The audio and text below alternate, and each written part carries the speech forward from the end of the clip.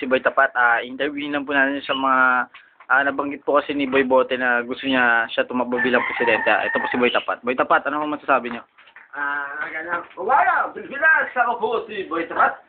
Tumatakbo sa pagka-presidente, ang vice-presidente ko po, si Boy Manhead.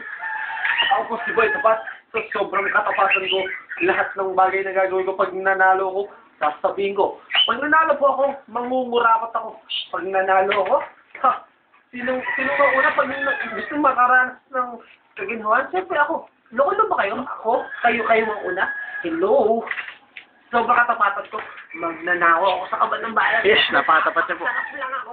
Yes, napakatapat niyo po. Ano po po? Yung mga tapat. Sobrang katapatan ko. Pag nanalo ako bilang presidente, mag-iibang bansa ako, tapos lagi lang ako nasa ibang bansa.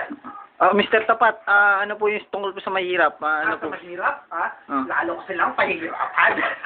Maganda ho yan. Tapat na tapat ho. Tapat talaga ako. Tapos, yung mga politiko. Opo. Sasabihin ko sa kanila, gayahin nila ako. Opo. Hindi ako magnanakaw. Ipapanakaw ko. Yan po.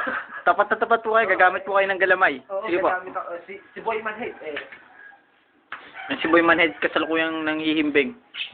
Tapos, sige po. boto niya po yung aming partido. Sige po. Black propaganda. Opo. Sige po. Buboto po namin kayo. May sasabi pa ho ba kayo? One tapat para sa 2010. One tapat. Sa tapat na lang po. One tapat. Okay, boto po natin si Juan Tapat. Ayan po siya. One tapat. Final smile.